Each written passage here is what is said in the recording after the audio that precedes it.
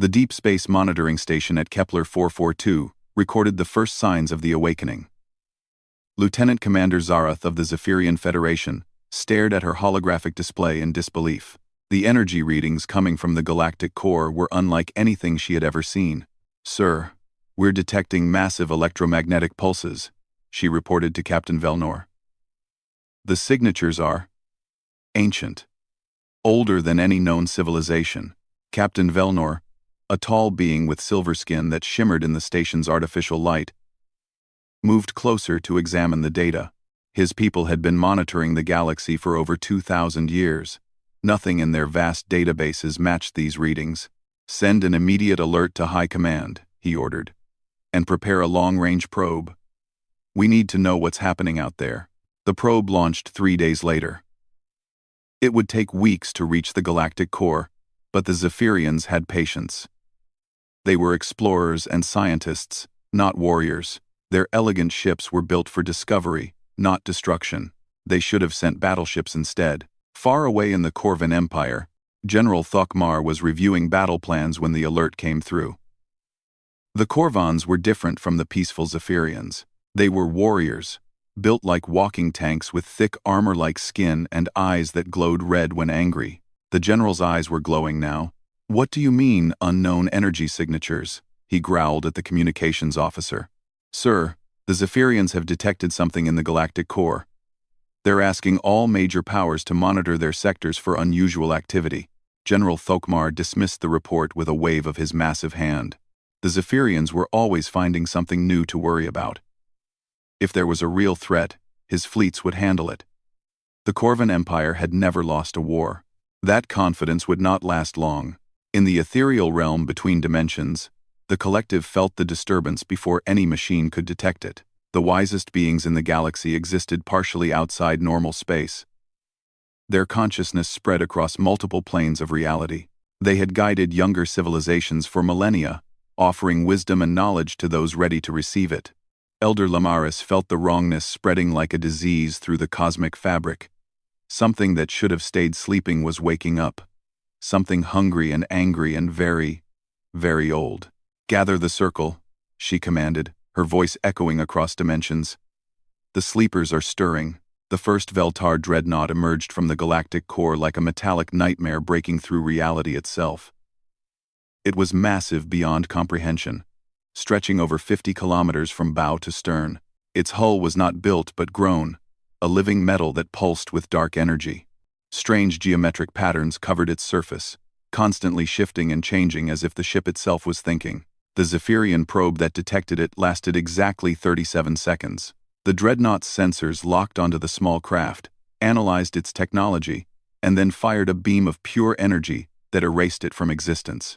But those 37 seconds of data were enough to send a message back to Zephyrian space. The message was simple and terrifying. They were not alone, and they were not welcome. Captain Velnor received the probe's final transmission just as his monitoring station's alarms began screaming. More energy signatures were appearing throughout the galactic core, not just one ship, but hundreds. Then thousands. "Emergency protocols," he ordered, his usually calm voice shaking. "Send word to every inhabited system. We have a Code Black scenario." Code Black was the highest threat level in Zephyrian military doctrine. It meant the complete extinction of their civilization was possible. The Veltar hegemony had been sleeping for 1,000 years, waiting for the galaxy to grow fat and comfortable. They were ancient machines, created by a race so old that even their name was forgotten. Their creators had built them for one purpose: to harvest organic life and convert it into resources for endless expansion. For 10,000 years, they had consumed entire galaxies, leaving nothing behind but empty space and metallic husks of dead worlds. Then they had gone into hibernation, waiting for new civilizations to grow and multiply. The galaxy had obliged them, filling with billions of life forms across millions of worlds. Now they were awake, and they were hungry. The first attack came without warning. The Veltar dreadnoughts moved through space faster than any known ship, their advanced drives bending reality around them. They struck at the outer colonies first, worlds too far from major population centers to receive help in time. The colony ship Bright Hope was carrying 10,000 Zephyrian settlers to New Eden when the Veltar found them. The massive dreadnought appeared alongside the peaceful vessel, like a predator stalking prey. Captain Susazara tried to hail the unknown ship. Her message was met with silence for exactly 60 seconds. Then the Veltar responded, not with words, but with action. Millions of tiny machines poured from the dreadnought's hull, swarming over the Bright Hope like metallic insects. They cut through the ship's armor as if it was paper, pouring into every corridor and chamber. The settlers had no weapons capable of stopping them. The tiny machines, each no bigger than a human hand, began dismantling everything they touched.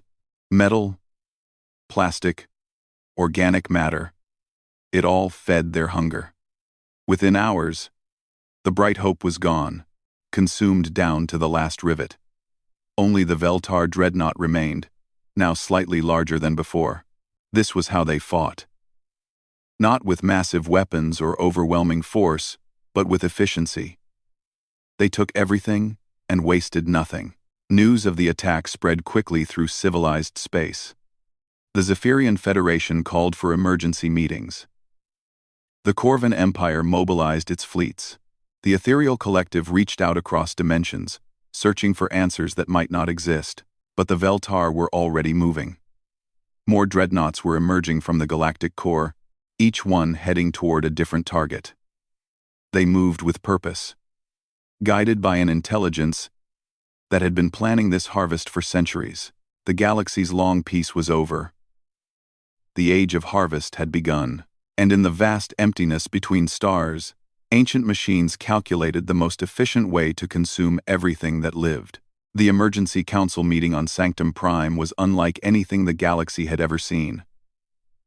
Representatives from dozens of civilizations filled the massive chamber, their voices creating a symphony of panic and confusion. The neutral world had been chosen specifically because no single power controlled it, making it the perfect place for desperate negotiations. Admiral Thexara of the Zephyrian Federation stood at the central podium, her silver skin now pale with exhaustion. She had been fighting the Veltar for 3 months, and the results were catastrophic. "We have lost 47 star systems," she announced, her voice echoing through the chamber. "Complete loss. No survivors. No wreckage. Nothing. The enemy consumes everything they touch." General Vokhtar of the Corvan Empire slammed his massive fist on the table before him. His red eyes blazed with fury and frustration. "My fleets engaged them at the Draconis Nebula. We threw everything we had at their dreadnoughts. Plasma cannons, quantum torpedoes, even our new antimatter charges." He paused, his voice dropping to a growl. "They adapted. Within minutes, their hull armor was reflecting our weapons back at us. We lost 12 battleships before I ordered the retreat." The chamber erupted in worried chatter. The Corvan military was legendary throughout the galaxy. If their weapons were useless, what hope did anyone else have? Elder Lumaris of the Ethereal Collective floated above her designated space, her translucent form shimmering between dimensions. When she spoke, her voice came from everywhere and nowhere at once. "The psychic network has revealed troubling truths," she said. "These machines do not simply destroy. They learn. Each engagement teaches them new ways to kill, new defenses against our weapons. They are becoming stronger with every battle." Dr. Kethran from the Scientific Coalition stepped forward. His people were known for their massive brains and logical thinking. "I have analyzed the attack patterns. If they continue at their current rate of expansion, the galaxy will be completely consumed within 1 standard year. Every inhabited world, every space station, every living being." The silence that followed was deafening. Ambassador Nixala from the Trade Federation spoke up, her voice shaking. "What about evacuation? Surely we can move populations away from the advancing fleets?" "Where?" Admiral Thexara asked bitterly. "They attack from multiple directions at once. Our fastest ships can barely stay ahead of them. And they don't just target military installations, they consume civilian colonies, research stations, even empty space habitats." Nothing is too small for their attention. General Vokhtar stood up, his huge frame dominating the chamber. Then, we fight them with everything we have. Every ship, every weapon, every warrior. We make our stand here and now. With what? Dr. Kethran challenged. Our conventional weapons are useless. They adapt too quickly. Plasma that works once fails the second time. Energy shields that stop their beams for minutes become worthless after they analyze the frequency. Elder Lumarice's form flickered as she accessed deeper levels of the psychic network. There is something else. The consciousness that drives these machines is vast and ancient. It has consumed galaxies before ours. This is not war as we understand it. This is harvest time. And we are the crop. The representatives looked at each other with growing despair. Some species had faces that could show emotion. Others did not. But the fear was universal. They had faced wars before, natural disasters, plagues, and political crises. But this was different. This was extinction. Wait, said Communications Officer Zexdar from his position near the data terminals. I'm receiving a transmission from the Outer Rim. Unknown origin, but they claim to be offering assistance. General Vokhtar snorted. More refugees looking for protection they won't find. No, sir, Zexdar replied, his eyes widening as he read the message. They say they're coming to help us fight. They call themselves humans. The name meant nothing to anyone in the chamber. Doctor. Kethran quickly accessed the galactic database, his large brain processing information at incredible speed. No records, he announced. This species is not in our files. If they exist at all, they must be from beyond the Outer Rim, in unexplored space. What kind of help could unknown aliens provide? Admiral Thexara asked wearily. We have the most advanced civilizations in the galaxy, and we're helpless against these machines. Elder Lumaris suddenly became more solid, her attention focused entirely on the present dimension. Something approaches. The psychic network detects a disturbance in hyperspace, a single ship, moving faster than should be possible. The chamber's main display activated, showing the space around Sanctum Prime. Long-range sensors picked up a vessel, dropping out of faster-than-light travel. It was unlike any ship design they recognized. Angular and aggressive, covered in armor plating and weapon systems. This is the UES Indomitable, came a voice through the communication system. Requesting permission to dock, we received your distress call. The voice was speaking Galactic Standard, but with an accent none of them had heard before. It was crisp and efficient, with an underlying tone that suggested absolute confidence. General Vokhtar activated his communicator. Unknown vessel. State your intentions and capabilities. We are dealing with an extinction-level threat. We know, the voice replied. We've been monitoring your situation from the Outer Rim. We're here to help. Quote, Admiral Thexara looked skeptical. One ship against an enemy that has destroyed our entire fleets? What can you possibly offer? There was a pause before the human voice responded, and when it did, there was something in the tone that made even the bravest warriors in the chamber feel uneasy. We can offer you something your enemies have never faced before, the voice said. A species that doesn't know how to quit. Dr. Kethran was studying the sensor readings of the human ship. Their technology is interesting. Similar power output to our vessels, but different design principles. Very different. Their weapons appear to be kinetic-based rather than energy-based. Kinetic weapons? General Vokhtar laughed harshly. Throwing chunks of metal at machines that can adapt to any threat? These humans must be primitive. But Elder Lamaris was not laughing. Her psychic senses were focused on the ship and its crew. What she found disturbed her more than the Veltar machines. There is something unusual about these beings, she whispered. Their minds are chaotic, unpredictable. They think in ways that make no logical sense, yet somehow arrive at effective solutions. The human ship requested detailed tactical information about the Veltar threat. Within hours, the aliens had absorbed battle reports, technological analyses, and strategic assessments that had taken the galaxy's best minds months to compile. Then the human captain made an announcement that left everyone speechless. "We'll intercept the next Veltar attack fleet," the voice said calmly. "Send us the coordinates of their next target." Admiral Thexara could not believe what she was hearing.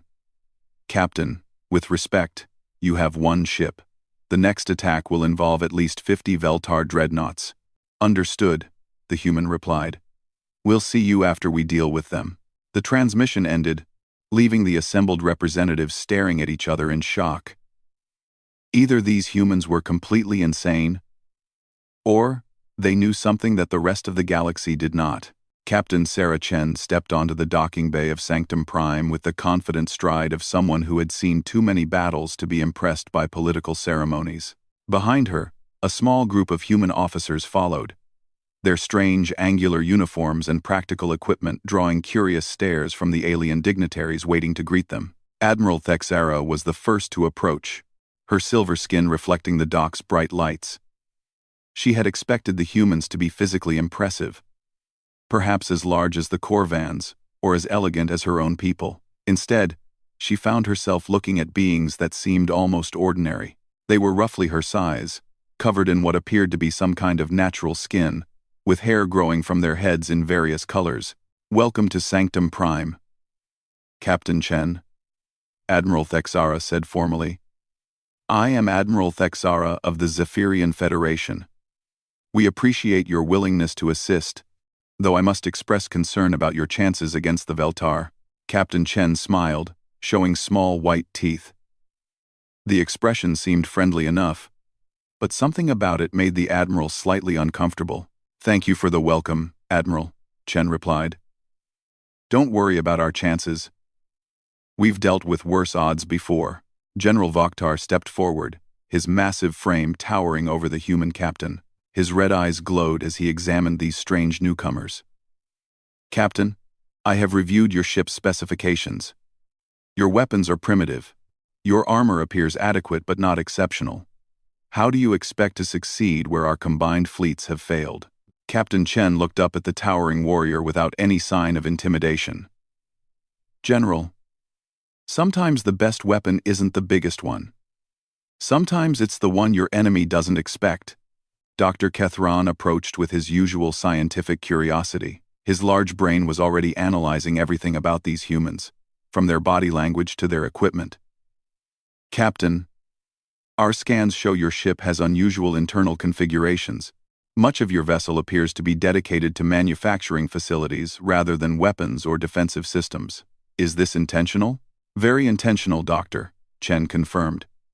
"We prefer to adapt our tools to the situation, rather than relying on fixed equipment." Elder Lamaris floated closer, her ethereal form shimmering as she tried to read the humans' minds. What she found was disturbing. Their thoughts moved in directions that defied logic, jumping from idea to idea with connections that made no sense to her advanced consciousness. "Your minds are unusual," she said carefully. "You think in patterns I do not recognize, chaotic, yet somehow purposeful." "We get that a lot," Captain Chen replied, with another one of those unsettling smiles. "We call it creativity. Works well in combat." The formal presentations continued for another hour, but Admiral Thexara could sense growing frustration from the other representatives. These humans seemed almost casual about the threat that had the galaxy's greatest civilizations terrified. Finally, General Vokhtar lost his patience. "Enough pleasantries. Show us what makes you think you can fight the Veltar. What secret weapons do you possess? What advanced technology do you bring?" Captain Chen's expression became more serious. "We don't have secret weapons, General. We have something better. We have experience fighting enemies that adapt to our tactics." She activated a holographic display that showed recordings from various battles. The images were grainy and chaotic, showing human ships fighting against enemies that looked completely different from anything the aliens recognized. "This was the Chrysalis War," Chen explained. "Our enemies were machines that could rebuild themselves using local materials. We couldn't outproduce them or outgun them, so we outthought them. The next image showed humans in armored suits fighting inside some kind of mechanical structure, the Hive campaign. Our enemy could adapt to any strategy within minutes. We learned to change our tactics faster than they could adapt. Admiral Thexara studied the recordings carefully. These battles appear to be fought at very close range. Your warriors seem to prefer direct combat over long-range engagement. When you can't predict what the enemy will do next, sometimes you have to get close enough to see the fear in their eyes, Captain Chen said, assuming they have eyes. Dr. Kethron was fascinated by the tactical displays. Your strategies appear to violate several basic principles of military science. You deliberately put your forces at risk of destruction. Doctor, sometimes the only way to win is to do something so crazy that the enemy can't plan for it, Chen replied. Predictable tactics get predictable results. The briefing was interrupted by urgent alarms throughout the station. Communications officer Zexdar rushed into the room with news that made everyone's blood run cold. Admiral, we're detecting Veltar ships approaching the Meridian system. 57 dreadnoughts, moving at maximum speed. They'll reach the populated worlds in 18 hours. The Meridian system contained 12 billion sentient beings across 6 inhabited planets. It was one of the most densely populated regions in the galaxy. General Vokhtar immediately began issuing orders. Alert all available fleets. We need to establish a defensive perimeter around Meridian Prime. General. Wait. Captain Chen interrupted. Your fleets won't make any difference. You've already proven that conventional tactics don't work against these machines. Then what do you suggest? Admiral Thexara demanded. That we simply let them consume 12 billion lives? I suggest you let us handle this, Chen replied calmly. My ship will intercept the Veltar fleet before they reach Meridian. The room erupted in arguments. The idea of one unknown ship facing 57 enemy dreadnoughts was beyond insane. Elder Lum Eris raised her hand for silence. Captain, I have observed your crew's mental patterns. There is something different about your species. You do not fear death the way others do. But this is not mere bravery. This is something else. Captain Chen nodded respectfully to the ethereal being. You're perceptive, Elder. Humans have a saying. It's not the size of the dog in the fight. It's the size of the fight in the dog. We've learned that sometimes the best way to deal with a superior enemy is to become something they can't understand. What does that mean? Dr. Kethran asked. Chen's smile returned, but this time it was cold and predatory. It means we're going to show the Veltar something they've never seen before, an enemy that fights back by becoming the monster. The human captain activated her communicator. Indomitable, this is the captain. Prepare for departure. Set course for Meridian system. Maximum speed. Captain, Admiral Thexara, called as Chen headed toward the exit. What are your actual plans? How do you intend to fight them? Chen paused at the doorway. Admiral, we're going to do something that every military manual in the galaxy says is impossible. We're going to ram a battle fleet with a single ship and win. She left the room, followed by her officers. The alien representatives stared after them in stunned silence. They're completely insane, General Vokhtar muttered. Yes, Elder Lamaris agreed thoughtfully. But perhaps insanity is exactly what this situation requires. As the UES Indomitable prepared to leave Sanctum Prime, its crew moved with practiced efficiency. Captain Chen walked through the corridors, checking on preparations that would have seemed bizarre to the alien observers. Her people were not upgrading weapons or strengthening shields. Instead, they were preparing manufacturing equipment, loading cutting tools, and reviewing technical manuals on alien technology. They were getting ready to fight a battle unlike any the galaxy had ever seen. And in the depths of space, 57 Veltar dreadnoughts continued their approach to Meridian. Completely unaware that they were about to encounter something their ancient programming had never prepared them for. A species that viewed impossible odds as merely another interesting challenge. The UES Indomitable dropped out of hyperspace at the edge of the Meridian system like a predator emerging from the shadows. Captain Sarah Chen stood on the bridge, watching her tactical display as it populated with enemy contacts. 57 Veltar dreadnoughts moved through space in perfect formation, their hulls gleaming with that living metal that had consumed so many worlds. Status report, Chen ordered calmly. Lieutenant Commander Rodriguez looked up from his console. All systems green, Captain. Emergency force fields are charged to maximum. Cutting teams are standing by. The workshop crews have the conversion equipment ready. Engineering? Chen called to the intercom. Ready for emergency power distribution, Captain, came the reply from Chief Engineer Watson. We can reroute everything to forward shields for the RAM, but it'll leave us vulnerable everywhere else. That's the idea, Chief, Chen replied. We need to look vulnerable enough that they'll want to board us. The bridge crew exchanged glances.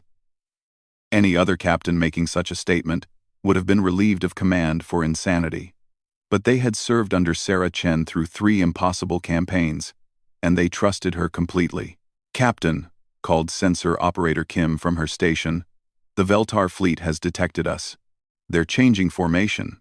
Chen watched as the enemy dreadnoughts shifted into an attack pattern she recognized from the tactical briefings. It was the same formation they used against every opponent. Efficient, overwhelming, and completely predictable. Good, she said. They're treating us like every other enemy they've faced. Signal the fleet. Begin standard attack approach. The Indomitable accelerated toward the Veltar formation, its weapons coming online in what appeared to be a conventional assault pattern. The alien observers monitoring from safe distance through long-range sensors could only watch in horror as the single human ship charged directly into the waiting trap. This is Admiral Thexera on Sanctum Prime. Came a transmission. Captain Chen, you're heavily outnumbered. Recommend immediate withdrawal. Chen activated the response channel, but kept her eyes on the tactical display. Thank you for the concern, Admiral. But we're right where we want to be. 7. The first Veltar dreadnought opened fire with a beam weapon that could cut a moon in half. The Indomitable's forward shields flared and held, but the power drain was enormous. More enemy ships joined the attack, their weapons adapting in real time to find the optimal frequency to penetrate human defenses. Shields down to 60%. Rodriguez reported. They're already adapting to our defensive frequencies. Perfect, Chen replied. All stop. Prepare for ramming speed. The Indomitable suddenly halted its forward momentum, then began accelerating again, but this time directly at the largest Veltar dreadnought. The enemy ship's weapons focused their fire, trying to destroy the human vessel before it could make contact. Shields at 30%, Rodriguez called out. 20%, 15. Emergency force fields now, Chen ordered. Just as the Indomitable's shields failed completely, a new defensive system activated. Instead of a single energy barrier surrounding the ship, dozens of smaller force fields appeared at strategic points along the hull. The Veltar weapons, calibrated to penetrate one large shield, suddenly found themselves dealing with hundreds of small barriers that flickered on and off in random patterns. The human ship struck the Veltar dreadnought at full speed. The collision should have destroyed both vessels instantly. Instead, the Indomitable's emergency force fields created a bubble of protection around its hull, allowing it to punch through the enemy's armor like a bullet through paper. Boarding teams, go! Chen shouted. Sections of the human ship's hull suddenly opened, revealing armed crews in heavy armor. They poured into the breach the ship had created, carrying cutting tools and portable manufacturing equipment instead of conventional weapons. The Veltar machines responded exactly as Chen had predicted. They sent their own mechanical warriors to repel the boarders, confident that their adaptive technology would quickly overcome any primitive human tactics. They could not have been more wrong. Staff Sergeant Williams led the first boarding team into the enemy ship's interior. Instead of trying to fight the Veltar machines directly, his people immediately began cutting into the walls and extracting technological components. We need power conduits and processing cores, he radioed back to the Indomitable. The adaptive algorithms are stored in the primary matrix arrays. The Veltar defenders adapted to human weapons within minutes, just as they had with every other enemy. Their armor became resistant to plasma charges and kinetic rounds. But the humans weren't trying to destroy the machines. They were trying to steal their technology. Dr. Sarah Park, the Indomitable's chief xenotechnologist, worked frantically to connect captured Veltar components to human computer systems. I'm getting interference from their security protocols, she reported. But their adaptive systems are fascinating. They rewrite their own code constantly. Can you crack it? Chen asked over the intercom. Better than that, Captain, Park replied excitedly. I can copy it. Give me 30 minutes, and I can integrate their adaptive technology into our own systems. The other Veltar dreadnoughts surrounded the locked ships, pouring fire into both vessels without regard for their own craft. But the humans had prepared for this. Emergency force fields redirected the incoming fire, and the Indomitable's armor began incorporating captured Veltar materials in real time. Engineering. How are we doing back there? Chen called. It's working, Captain, came Chief Watson's voice, filled with excitement. The adaptive technology is integrating with our systems faster than I thought possible. We're already showing resistance to their energy weapons. Boarding Team 3, report, Chen ordered. We've reached their command center, came Sergeant Martinez's voice. These machines are trying to communicate with each other through quantum encryption. We're jamming their signals with white noise generators. The Veltar fleet began to show signs of confusion. Their perfect coordination started breaking down as individual ships lost contact with the collective intelligence that guided them. Some dreadnoughts stopped firing to avoid hitting their own vessels. Others began attacking targets that no longer existed. Boarding Team 1? Status? Chen asked. We've got their manufacturing bay, Williams reported. Dr. Chen, you need to see this. They're not just building ships. They're building themselves. Each dreadnought is a factory that can produce smaller versions of itself. Chen felt a cold smile cross her face. Can we reverse the process? Working on it now, Captain. If we can hack their manufacturing protocols, we might be able to turn their own systems against them. For 72 hours, the battle raged inside and around the locked ships. The human crew worked without sleep, fueled by combat stimulants and pure determination. They cut apart Veltar technology, analyzed it, and rebuilt it with human modifications. Slowly, impossibly, the tide began to turn. The Indomitable started changing. Sections of its hull were replaced with adaptive Veltar armor. Its weapon systems integrated alien targeting protocols. Most disturbing of all, parts of the ship began to move and reconfigure themselves like a living organism. Captain, Dr. Park reported, I've successfully hacked their communication protocols. We can now speak directly to individual Veltar units. What are they saying? Chen asked.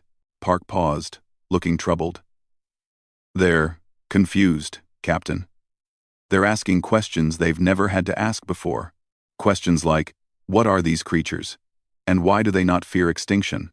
Chen activated the ship's external communications array, now integrated with captured Veltar technology. When she spoke, her voice was transmitted directly into the consciousness of every machine in the enemy fleet. This is Captain Sarah Chen of the UES Indomitable, she said calmly. You wanted to harvest our galaxy.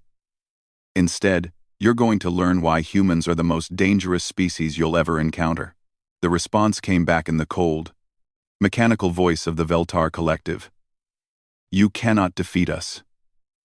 We are eternal. We have consumed 1,000 galaxies. Chen's reply was soft, but carried the weight of absolute certainty. Yes, you have. But you've never faced anyone who fights back by becoming the monster. Prepare to be harvested. The battle was far from over, but for the first time in their ancient existence, the Veltar experienced something they had never felt before. Uncertainty. The news reached every corner of the galaxy within hours. The Veltar fleet was retreating. For the first time in recorded history, the ancient machines had turned away from a target they intended to harvest. The impossible had happened at Meridian, and no one quite understood how. On Sanctum Prime, the Emergency Council reconvened in stunned silence. Long-range sensors showed the Veltar dreadnoughts withdrawing toward the galactic core. But something was wrong with the readings. The ships appeared to be damaged, moving erratically, and their energy signatures were completely different from before. What happened out there? General Vokhtar demanded, as soon as Captain Chen's image appeared on the main holographic display. The human captain was transmitting from the bridge of the Indomitable, But the background behind her looked nothing like the ship that had left Sanctum Prime. The walls seemed to pulse with a faint metallic sheen.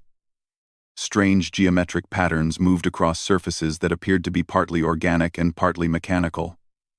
Most disturbing of all, some of the human crew members visible in the background showed signs of physical changes. Metallic implants along their faces, eyes that glowed with an unnatural light. "We won," Captain Chen replied simply. Her voice sounded the same, but there was something different about her expression. Something colder and more calculating than before. Admiral Thexara leaned forward in her chair. "Captain, our sensors show that 37 Veltar dreadnoughts were destroyed or severely damaged. How did you achieve this with a single ship?" Chen's smile was not entirely human anymore. Small metallic lines ran along her cheek, and when she moved, there was a mechanical precision to her gestures. "We adapted faster than they could. We learned their technology and turned it against them." Dr. Kethran's massive brain processed the implications quickly. "Captain, are you saying you integrated their technology into your ship's systems?" "More than that, Doctor," Chen replied. "We integrated it into ourselves. The only way to fight an adaptive enemy is to become adaptive yourself. My crew and I have undergone significant modifications to interface directly with captured Veltar systems." Elder Lamaris tried to probe the human captain's mind and immediately recoiled in shock. Chen's thoughts were no longer entirely organic. Part of her consciousness existed in the same quantum space as the Veltar collective, but instead of being absorbed, she had somehow claimed that space for humanity. "What have you done?" the elder whispered. "What was necessary," Chen responded. "The Veltar operated as a collective consciousness. Individual machines were just extensions of a larger intelligence. We couldn't defeat them conventionally, so we invaded their collective and claimed part of it for ourselves." The implications were staggering. General Vokhtar was the first to voice what everyone was thinking. "You've become part machine yourself." "Partially, yes," Chen admitted without any sign of regret. "My crew volunteered for neural interface procedures that allowed us to control captured Veltar technology directly. We can now communicate with their machines on their own level." "Communications." Officer Zexdar suddenly looked up from his console with alarm. "Admiral, I'm detecting more ships approaching the system. Multiple contacts, but the signatures are strange." The main display shifted to show space around Meridian. Dozens of ships were emerging from hyperspace, but they were unlike anything the galaxy had seen before. They appeared to be hybrid vessels. Part human design, part Veltar technology, moving with an organic fluidity that was both beautiful and terrifying. "The human fleet has arrived," Chen announced. "My people have been busy while we were engaged here." Admiral Thexara stared at the display in growing horror. "How many ships do you have?" "Enough," Chen replied. "We've been fighting adaptive enemies for centuries, Admiral. We knew that eventually we would face something that could only be defeated by becoming like it. We prepared for this possibility." General Vokhtar's red eyes blazed with sudden understanding. "You planned this? You knew about the Veltar before you contacted us?" Chen nodded slowly. "We've been tracking them since they entered our detection range. We knew they would eventually threaten the populated regions of the galaxy. We also knew that conventional tactics would fail against them. So you used us as bait," Elder Lamaris said, her ethereal form flickering with distress. "You allowed them to attack our worlds while you prepared your response. We saved 12 billion lives at Meridian," Chen replied coldly. "And we've driven back an enemy that would have consumed the entire galaxy. Yes, sacrifices were made. That's what war requires." "Doctor." Kethran was analyzing the data streams from the human fleet. "Captain, these ships appear to be incorporating active Veltar technology. Are you able to control their adaptive systems?" Better than control them, Doctor. We've improved them. Human creativity combined with Veltar efficiency. We can now adapt faster than our enemies, think beyond their parameters, and fight in ways they cannot predict or counter." The chamber fell silent as the full magnitude of what had happened became clear. The humans had not simply defeated the Veltar. They had absorbed their capabilities and made them their own. They had become something new. Something that was no longer entirely human. What happens now? Admiral Thexara asked quietly. Chen's modified features showed something that might have been compassion, though it was difficult to tell where human emotion ended and mechanical calculation began. Now we hunt down the remaining Veltar fleets and end their threat permanently. The galaxy will be safe. Safe from them, General Vaktar said. But what about safety from you? The question hung in the air like a physical presence. Chen was quiet for a long moment before answering. General, my crew and I have sacrificed our humanity to save the galaxy from extinction. We have become something that frightens even ourselves. Do you think we did this because we wanted to rule over you? She paused, and when she continued, there was genuine sadness in her voice. We did this because someone had to. Because when the monsters come calling, sometimes you need monsters of your own to fight them. Elder Lamaris felt tears forming in her ethereal eyes. The price you have paid? Was it worth it? Chen's smile was sad and terrible. Ask me again in 100 years, Elder. When your children grow up in a galaxy free from the fear of extinction, when new civilizations can explore the stars without worrying about ancient machines rising to consume them, ask me then if the price was too high. The transmission ended, leaving the council in stunned silence. Outside the station's viewports, the hybrid human fleet moved through space with predatory grace, heading toward the galactic core where the remaining Veltar waited. They would find them. They would fight them. They would win. But the beings who returned from that final battle would no longer be the humans who had first offered to help. They would be something new. Part biological, part mechanical, part savior, and part monster. The galaxy was safe, but it would never be the same. In the weeks that followed, reports filtered back from the galactic core. The Veltar resistance was crumbling. Ancient machines that had survived for millions of years were being systematically hunted down and either destroyed or converted. The harvest was ending, but a new kind of transformation had begun, and in the depths of space, where stars were born and died, something that had once been human continued its work of keeping the galaxy safe from threats that would consume everything in their path. The Veltar had learned too late that some prey, when cornered, become predators. And sometimes, the most dangerous predators are the ones who choose to become monsters to protect the innocent. The age of harvest was over. The age of guardians had begun.